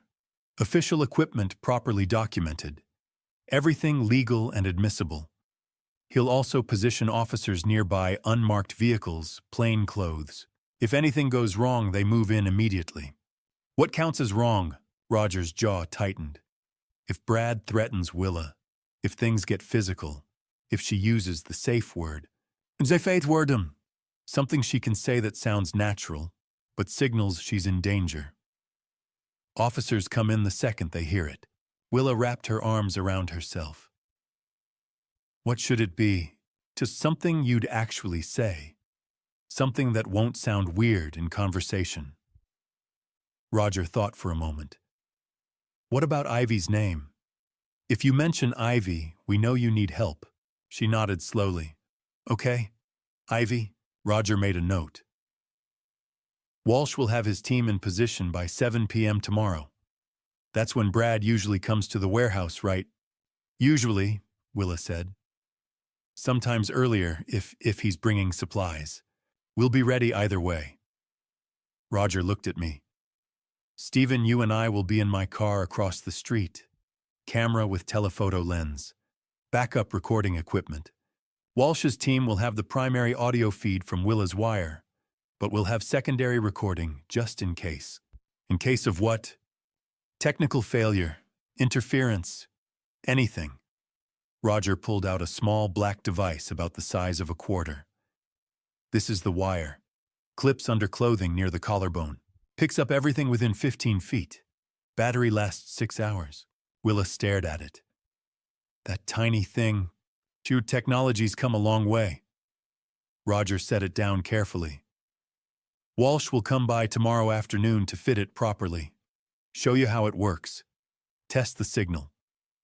What do I say to Brad? Willa asked. When he gets there. How do I start? Roger pulled out his notebook. We'll script it. Not word for word, that'll sound fake. But general talking points. Ways to guide the conversation.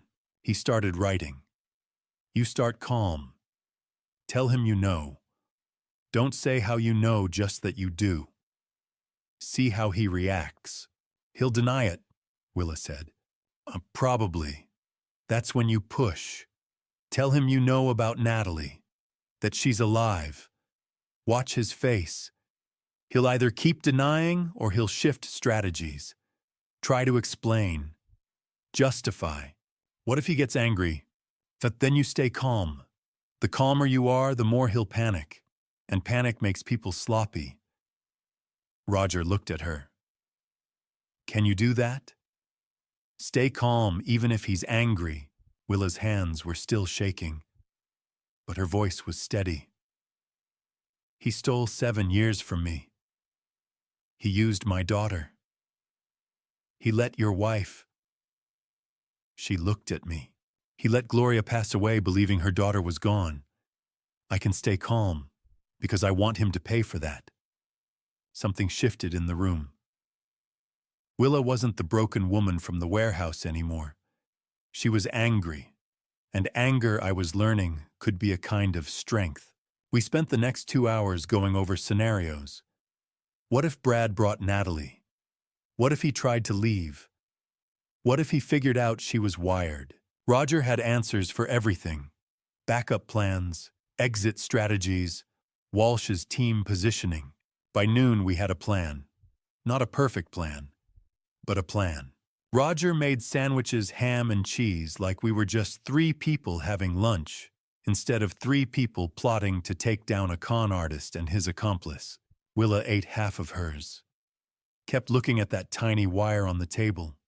You scared? I asked, unterrified. She set down her sandwich. But I'm more angry than scared. Does that make sense? Yeah, it does. She looked at me. Dad, what if this doesn't work? What if he... It'll work. But if it doesn't, then Walsh's team moves in, and we figure out plan B. I reached across the table, put my hand over hers. But you won't be alone in there. Roger and I will be right outside. Walsh's team will be listening to every word. And the second you say Ivy's name, it's over. We get you out. She nodded. Didn't look convinced, but nodded. Roger's phone buzzed. He checked it. Walsh says he'll be here tomorrow at 3 p.m. to set up the wire and go over protocols. Tomorrow, Willa whispered.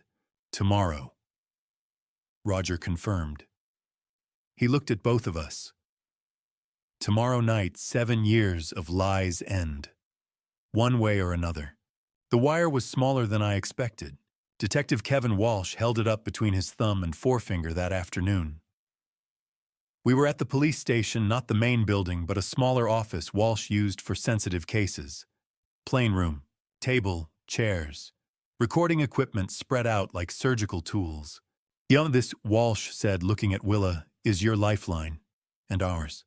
He was younger than Roger. Maybe mid-40s. Sharp eyes. The kind of cop who'd seen everything and still cared anyway. Roger had vouched for him. Said Walsh was one of the good ones. Willa stared at the tiny device. That's it. Clips right here. Walsh gestured to his collarbone. Under your shirt. Picks up everything within 15 feet. Crystal clear audio. We'll be listening the whole time. And if something goes wrong, You say Ivy's name. Doesn't matter what context. The second we hear it, we move. Walsh's voice was firm. You won't even finish the sentence before my team is through that door. Willa nodded.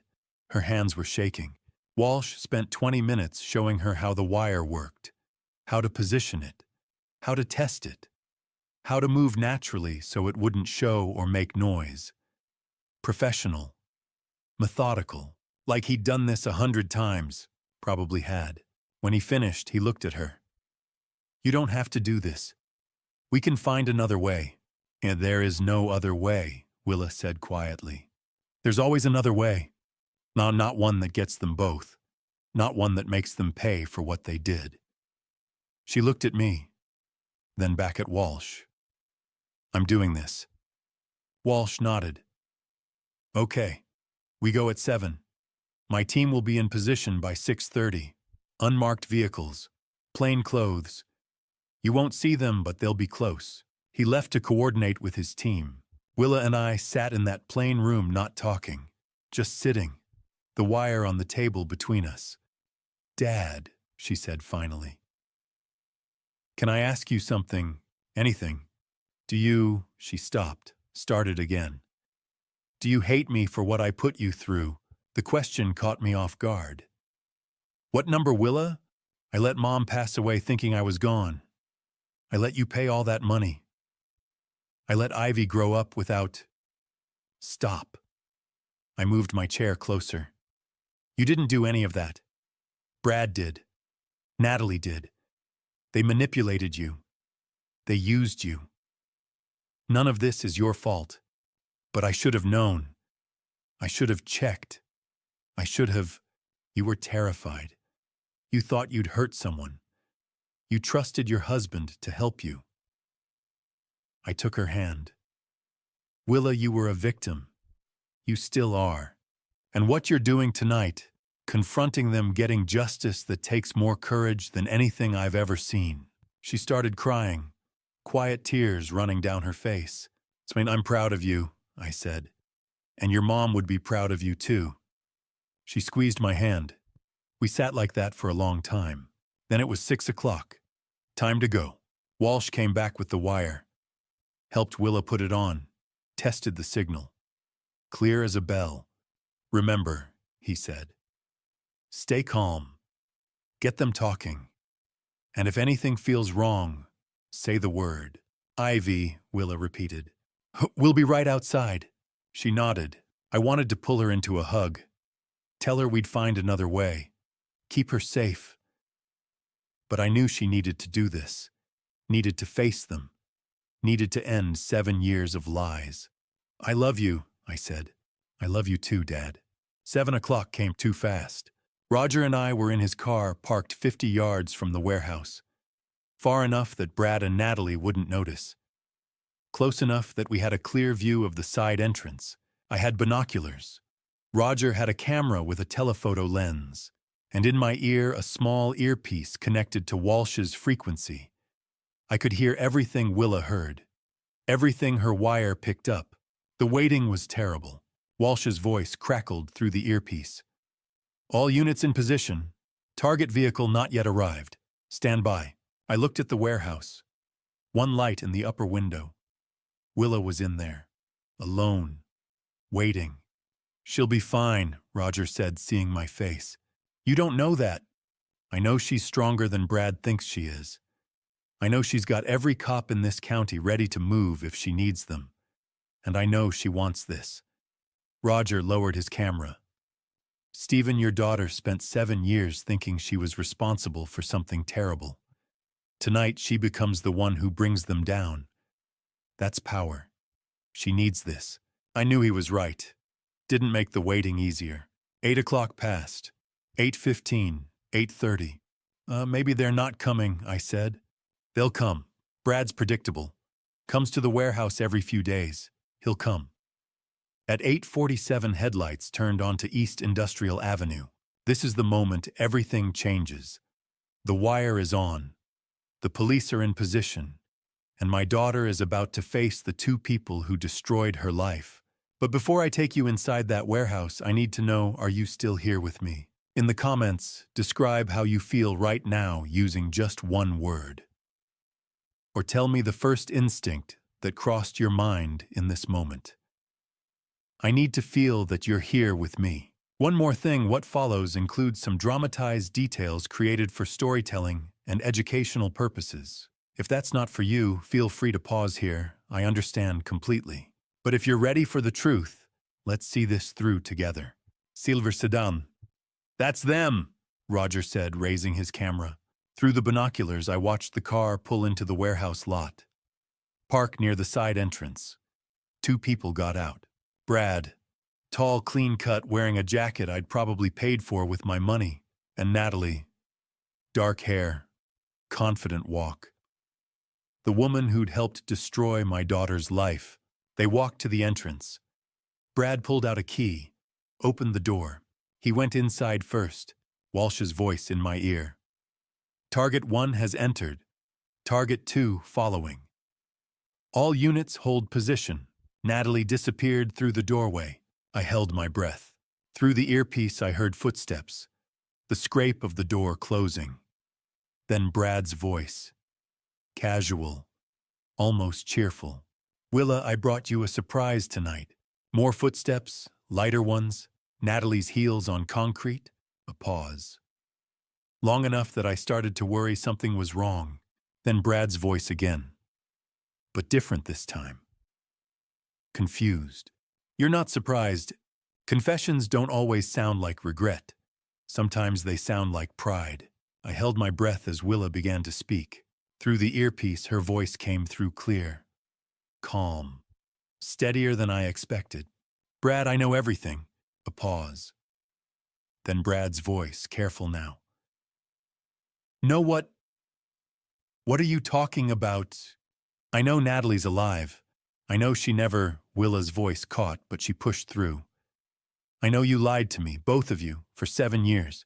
Silence. Long enough that I gripped the binoculars tighter, ready to move.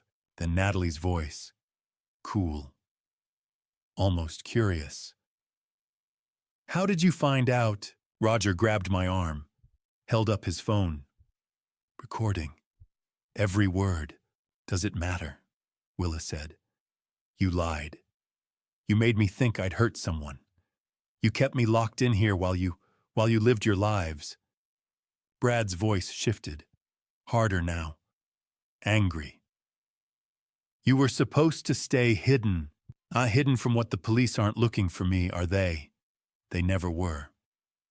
You don't understand. Then help me understand. Willa's voice was stronger now. Tell me why. Why did you do this? Another pause. I could hear movement. Footsteps on concrete. Brad spoke. Because we needed the money. Just like that. No hesitation, no shame. Money, Willa repeated. Your father's money, Natalie said. Matter of fact. Like she was discussing grocery shopping. $40,000 a year. For 7 years. $280,000 total. I felt Roger's hand on my shoulder, keeping me in the car, keeping me from charging through that warehouse door. You did this for money. Willa's voice cracked. You made me believe I was responsible for you. Let my mother pass away thinking I was gone for money. It wasn't personal, Willa, Natalie said, calm, cold. It was just business. Your father had money. We needed it. You were the way to get it. My mother passed away from grief. That wasn't part of the plan. Natalie's voice didn't change, didn't soften. But honestly, it worked out. Made the whole thing more believable. Your father was devastated, never questioned anything. Roger had to physically hold me back. Wait, he hissed in my ear. Let them finish, Brad's voice again. We had it all worked out. The fight was fake. Natalie knew exactly how to fall, where to fall. We used theatrical makeup, fake scenario, made it look worse than it was. Oh, you manipulated me, Willa said quietly. We gave you an option, Brad corrected. Prison or freedom. You chose freedom. You told me I'd hurt someone. And you believed it. Because you wanted to believe it. Because it gave you an excuse to disappear. Brad's voice was dismissive now. Careless. Come on, Willa. Don't act like you're completely innocent here. You went along with everything. Because I was terrified. Because it was convenient.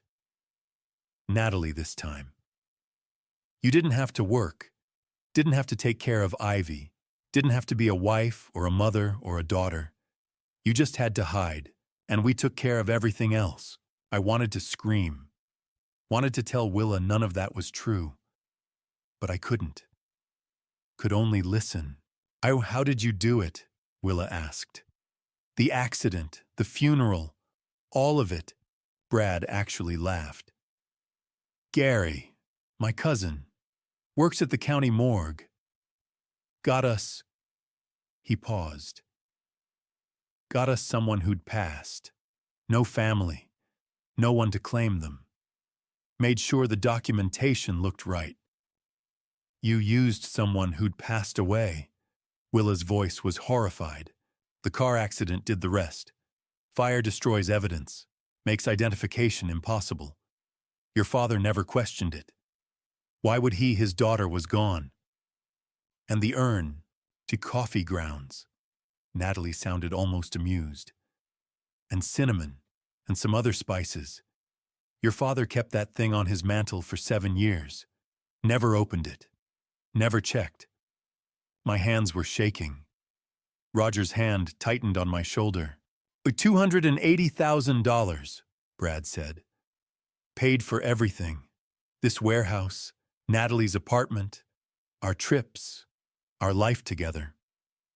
You've been together this whole time, Willa said. Not a question.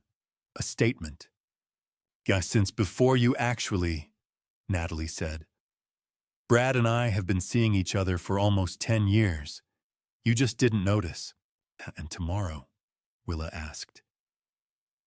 You said something about tomorrow.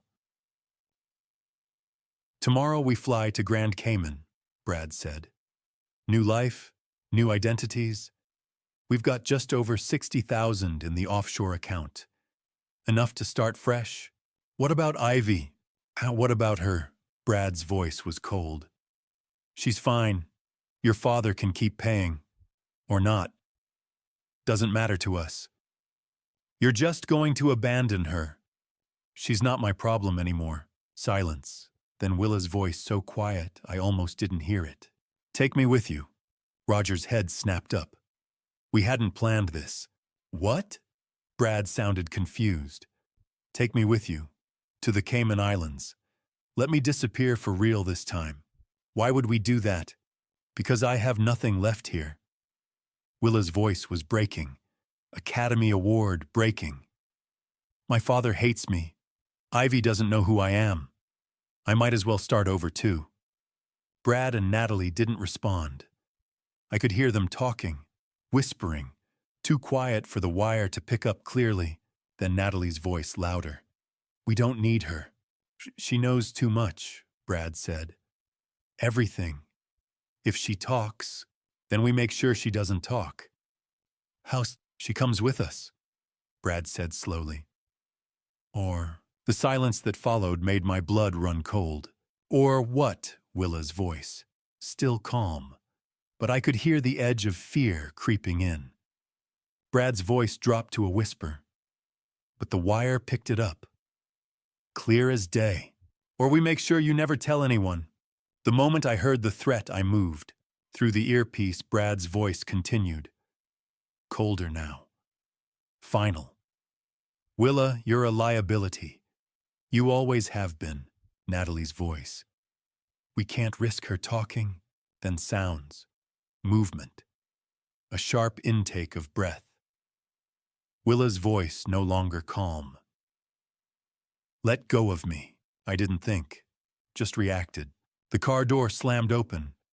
I was out before Roger could stop me. Stephen, wait. I didn't wait.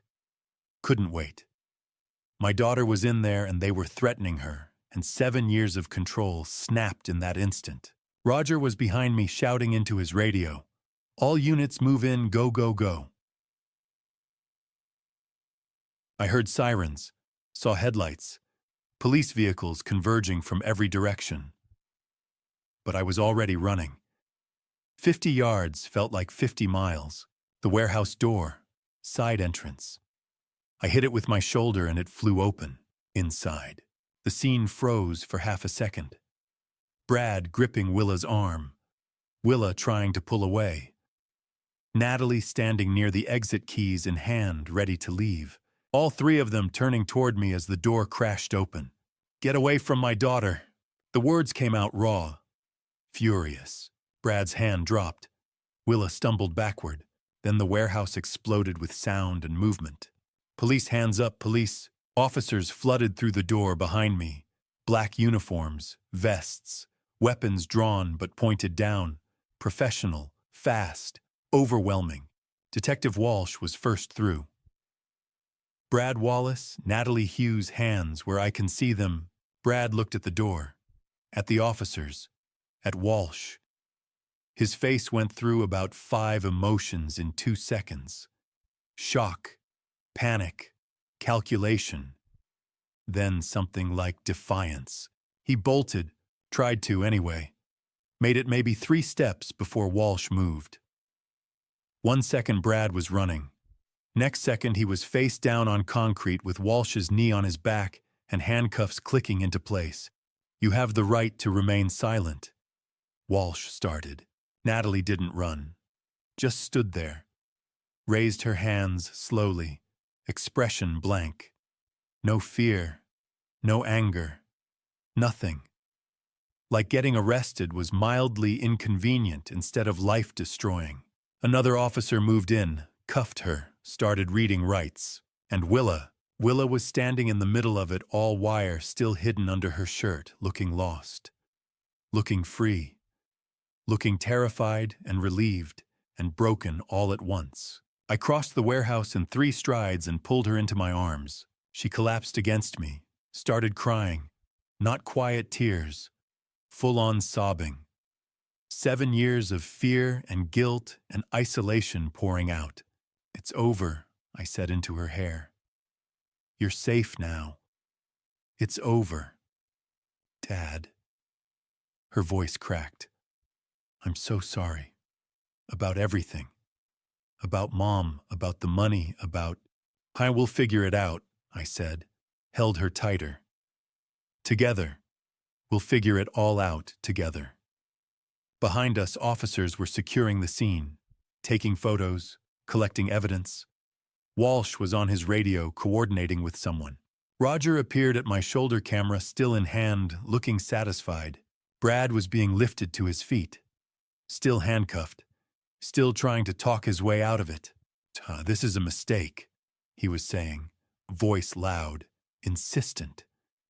"We didn't do anything wrong. He looked at Willa. "She's lying. She's been lying for years. She's unstable. Everyone knows she's—" "Save it for your lawyer," Walsh interrupted.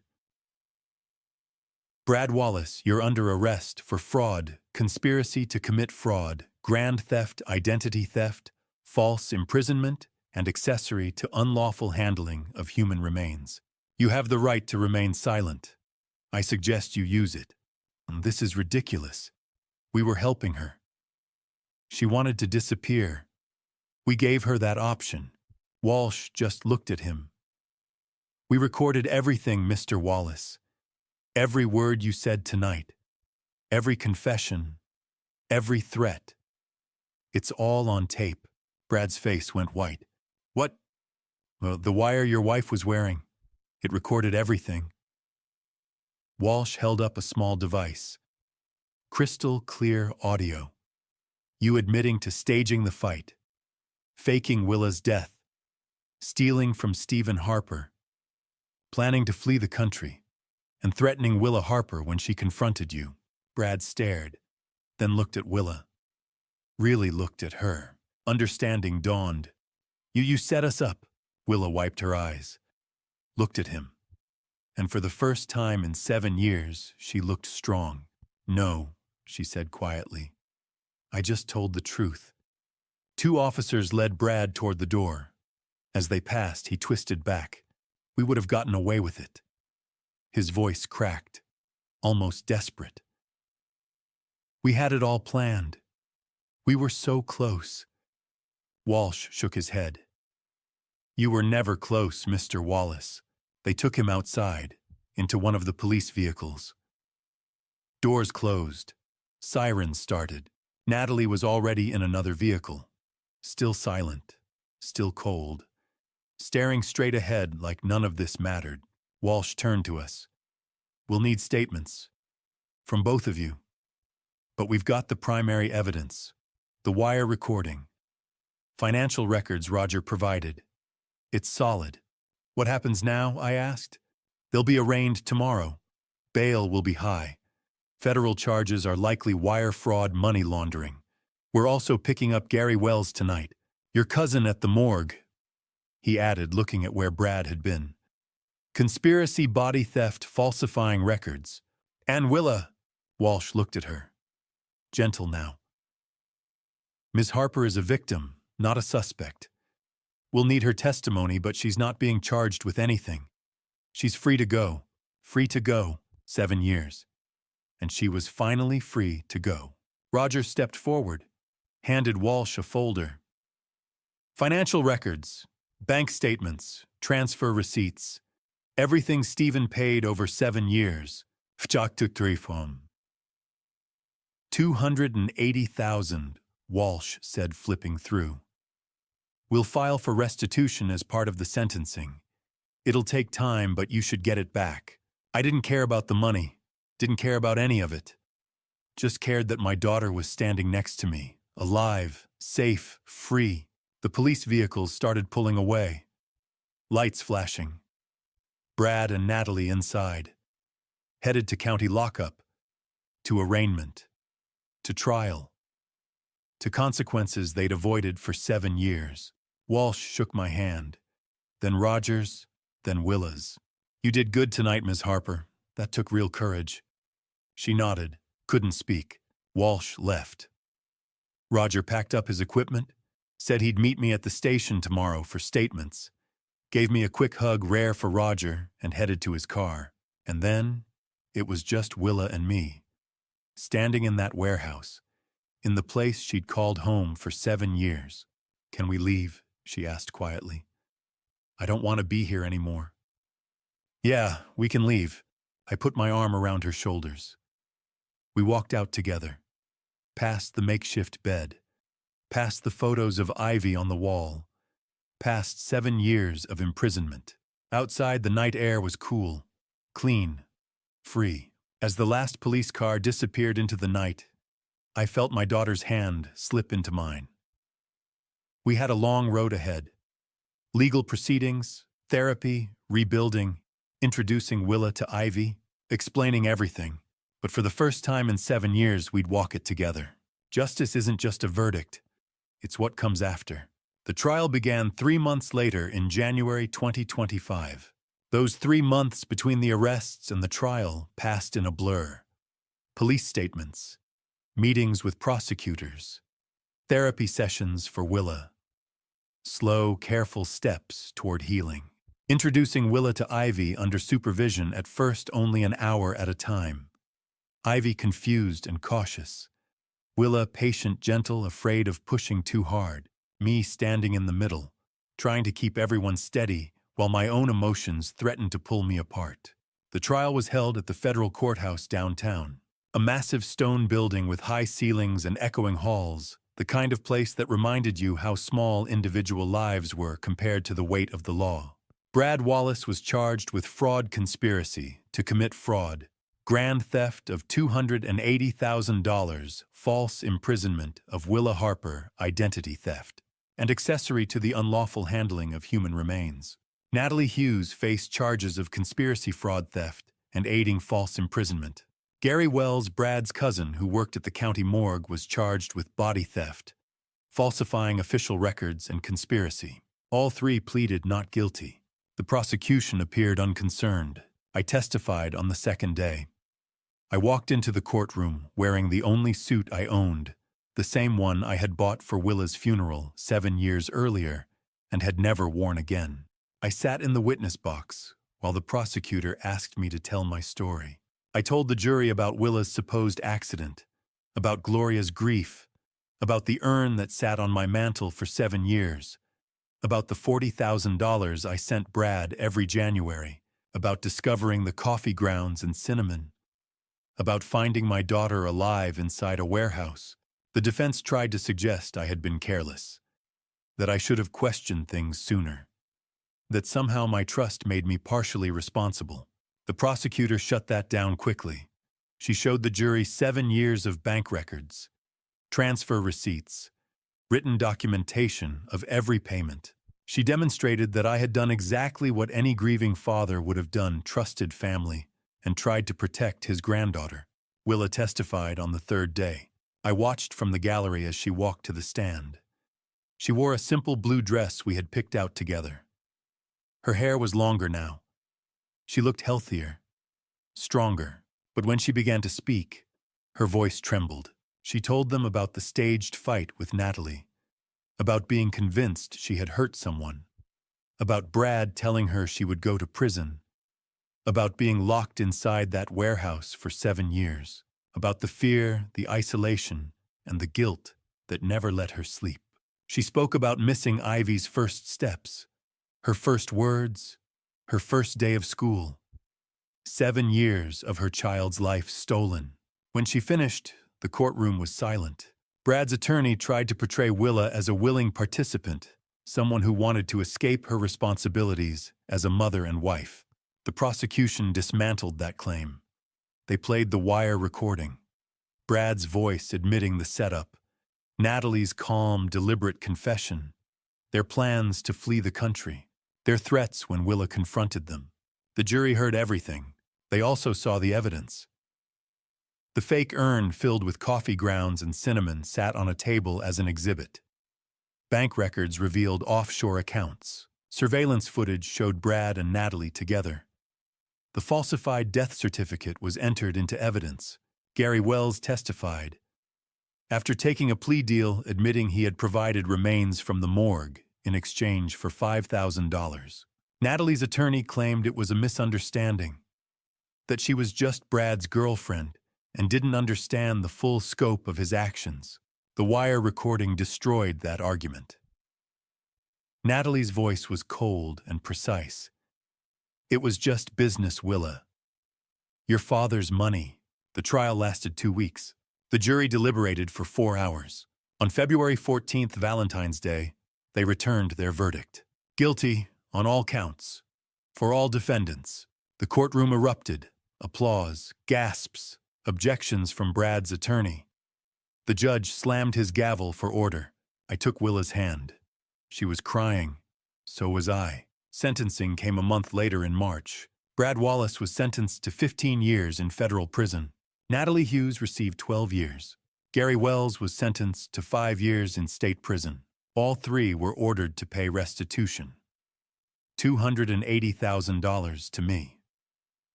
An additional $50,000 to Willa for emotional damages and false imprisonment. Brad's parental rights to Ivy were terminated.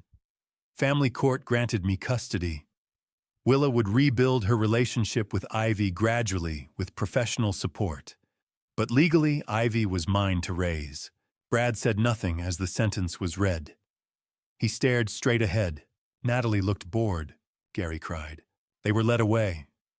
15 years. 12 years. 5 years. Numbers that could never return what they had stolen, but at least they meant accountability. 6 months after the verdict in July, life wasn't perfect. But it was ours again. Willa lived in a small apartment 10 minutes from my house. She worked part-time at Harper Family Market, learned the business, and took community college classes at night. Independence came slowly, but it came. She saw Ivy 3 times a week, sometimes at my house, sometimes at the park. Sometimes the 3 of us ate dinner together, and for a moment it almost felt normal. Ivy was doing better, still in therapy, still working through confusion and grief. But she was resilient. Last week, she asked Willa to teach her how to braid hair. They sat on my couch for an hour, Willa's hands guiding Ivy's smaller ones. When they finished, Ivy looked at herself in the mirror and smiled. "Mom did it," she said. Willa left the room to cry. Harper Family Market was doing well. Willa had ideas for expansion, online ordering, a small cafe. I taught her the business the way my father had taught me. Some restitution money came through, not all of it. Brad and Natalie had spent most of it. About $60,000 was recovered. I placed half into a trust for Ivy's college, gave a quarter to Willa, and donated the rest to a domestic violence charity in Gloria's name. The money mattered less than I expected. Every Sunday, we visited Gloria's grave. Willa brought flowers. Ivy talked about school. I told Gloria she's home. Our girl is home. 6 months after the verdict. Life wasn't perfect, but it was ours again. Peace doesn't come from forgetting. It comes from choosing to heal. 6 months later, in July 2025, I stood at Gloria's grave with Willa and Ivy. 3 generations, finally together. The cemetery was quiet that Sunday morning, filled only with birdsong and a soft breeze through the trees. Gloria's headstone was simple white marble, her name, the dates, and beneath them, the words, "Beloved wife and mother. Forever in our hearts." Willa knelt and placed fresh white roses at the base. Gloria's favorite. Ivy stood beside me, holding my hand, studying the stone with the seriousness children wear when they sense something important. "Grandpa," she asked softly, "do you think Grandma knows that Mom's back?" I looked at Willa. She was crying silently, one hand pressed to the marble. "I think she knows," I said. "I really do." We stood there in silence for a long moment. Finally, Willa spoke. "Mom, I'm so sorry. For everything. For not being there when you needed me. I'm trying to be better now. For Ivy. For Dad. For you." I wrapped an arm around her shoulders. "She'd be proud of you," I said. "Of how hard you're fighting." "I don't feel strong," Willa whispered. "Strong people rarely do." Ivy tugged my hand. "Can I talk to her?" "Of course." Ivy stepped forward. "Hi, Grandma Gloria. I'm Ivy. I'm 7, almost 8. Grandpa tells me stories about you, about your cookies, and how you sang even though you couldn't sing very well." She smiled. "I wish I'd met you, but Grandpa says you're watching us. So I hope you're happy, because we're getting better. Mom's home, and we're a family again." I turned away briefly, my chest tight. After the cemetery, Willa drove us to Harper Family Market. The store had fully reopened 3 months earlier. Willa worked mornings, now me afternoons. Teaching her the business felt like reclaiming something that had been paused for years. The community had been incredible. Customers came in just to say they were glad we were back, glad Willa was safe. Business was better than it had been in years. "We should expand," Willa said as we unlocked the door. "Maybe a small cafe, coffee, pastries. That costs money. We have some restitution funds. It could be an investment." I looked at her, at the spark in her eyes when she talked about the future. "All right," I said, "let's do it." She smiled wide and genuine. Inside, Ivy ran straight to the candy aisle. We let her choose one treat each visit as a reward for helping around the store. "She's good at this," Willa said, watching Ivy deliberate. "She is," I replied. "Natural business sense. Like you. Like you too." Willa paused. "You really think so?" "I know so." Most of the restitution money had come through. $280,000 recovered. I put half into a college trust for Ivy. Gave Willa $50,000 to help her stabilize. Donated the rest to a women's shelter in Gloria's name. The money helped, but it wasn't what mattered most. Willa had her own apartment now, small but warm. Ivy had a corner filled with books and toys. Therapy continued for both of them. Healing wasn't linear, but it was happening. Brad and Natalie were in federal prison. Brad's appeal was denied. No contact with Ivy allowed. I rarely thought about them anymore. We'd lost so much. 7 years.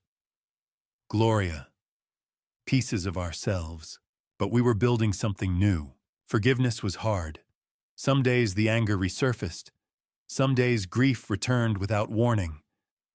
But I remembered that Willa was a victim too. She survived. And she came back.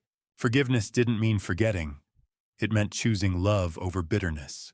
That evening, Willa and Ivy came over for dinner. Sundays were ours now. I made spaghetti using Gloria's old recipe. Ivy set the table.